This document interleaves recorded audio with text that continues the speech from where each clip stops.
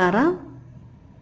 ಇವತ್ತು ಮೋಕ್ಷ ಏಕಾದಶಿ ಮತ್ತು ಗೀತಾ ಜಯಂತಿಯ ಮಹತ್ವದ ಬಗ್ಗೆ ಕೇಳೋಣ.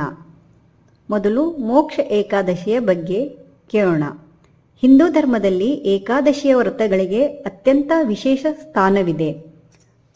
ಪ್ರತಿ ಮಾಸದ ಶುಕ್ಲ ಮತ್ತು ಕೃಷ್ಣ ಪಕ್ಷಗಳಲ್ಲಿ ಬರುವ ಏಕಾದಶಿಗಳನ್ನು ಉಪವಾಸ, ಜಪ, ಧ್ಯಾನಕ್ಕಾಗಿ ಅನುಸರಿಸಲಾಗುತ್ತದೆ.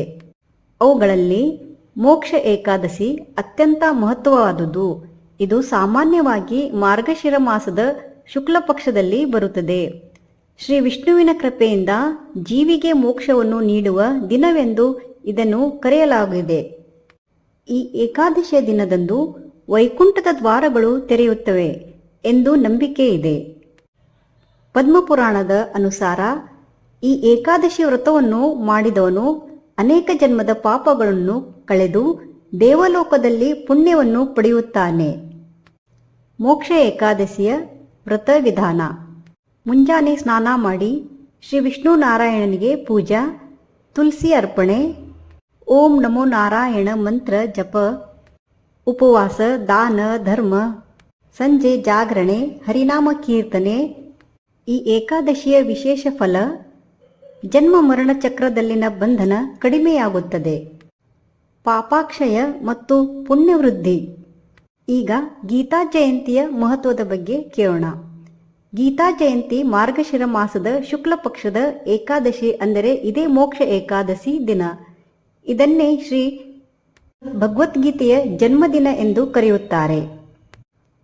ಉತ್ತರಾಯಣ ಕಾಲದಲ್ಲಿ ಕುರುಕ್ಷೇತ್ರದಲ್ಲಿ ಅರ್ಜುನನ ಮನದಲ್ಲಿ ಹುಟ್ಟಿದ ಸಂಶಯ ವಿಷಾದನವನ್ನು ನಿವಾರಿಸಲು ಶ್ರೀಕೃಷ್ಣನು ದೈವಜ್ಞಾನವನ್ನು ನೀಡಿದ ಕ್ಷಣ ಈ ದಿನವೆಂದು ಹೇಳಲಾಗಿದೆ. ಶ್ರೀಕೃಷ್ಣನು ನೀಡಿದ ಜ್ಞಾನವು ಕೇವಲ ಅರ್ಜುನನಿಗಿಲ್ಲ, ಅದು ಇಡೀ ಜಗತ್ತಿಗೆ. ಜೀವನದಲ್ಲಿ ಸಂಕಟ, ಗೊಂದಲ, ದುಃಖ ಬಂದಾಗ ಗೀತೆಯನ್ನು ಮಾರ್ಗ ತೋರಿಸುತ್ತದೆ. ಗೀತೆ ಮಾನವನ ಜೀವಕ್ಕೆ ಸಂಪೂರ್ಣ ಧರ್ಮಶಾಸ್ತ್ರ, ನೈತಿಕತೆ, ಅಧ್ಯಾತ್ಮ, ಮಾನಸಿಕ ಶಾಂತಿ.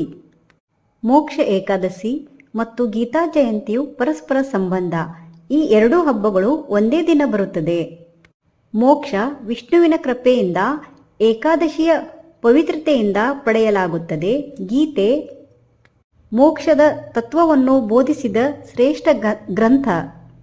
ಮೋಕ್ಷವನ್ನು ಬಯಸುವವನು ಗೀತೆಯ ಮಾರ್ಗದಲ್ಲಿ ನಡೆಯಬೇಕು. ಗೀತಾ ಜಯಂತಿಯ ವಿಶೇಷ ದಿನದಲ್ಲಿ ನಾವು ಗೀತೆಯನ್ನು ಓದಬೇಕು. ಅದರಲ್ಲಿದ್ದ 1-2 ಶ್ಲೋಕಗಳನ್ನು ಅರ್ಥ ಮಾಡಿಕೊಂಡು ತಿಳಿಯಬೇಕು. ಗೀತೆ ಪಾರಾಯಣ ಮಾಡಬೇಕು.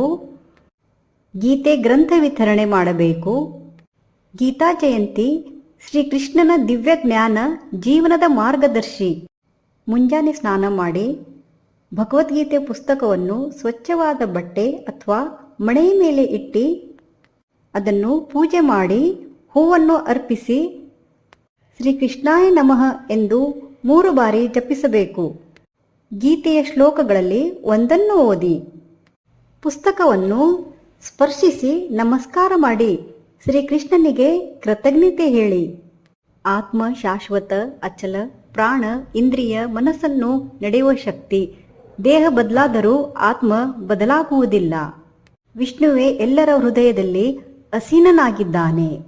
ಸೂರ್ಯನ ಪ್ರಕಾಶ, ಅಗ್ನಿಯ ತಾಪ, ಆಹಾರದ ಜೀರ್ಣಶಕ್ತಿ, ಜ್ಞಾನ ವಿಜ್ಞಾನದ ಮೂಲ. ಆತನನ್ನು ಅರಿತವನು ಮೋಕ್ಷವನ್ನು ಪಡೆಯುತ್ತಾನೆ. ಇದು ಮೋಕ್ಷ ಏಕಾದಶಿ ಮತ್ತು ಗೀತಾ ಜಯಂತಿಯ ಮಹತ್ವ. ನಿಮಗೆ ಇಷ್ಟವಾದಲ್ಲಿ ಲೈಕ್, ಶೇರ್, ಸಬ್ಸ್ಕ್ರೈಬ್ ಮಾಡಿ. ಧನ್ಯವಾದ.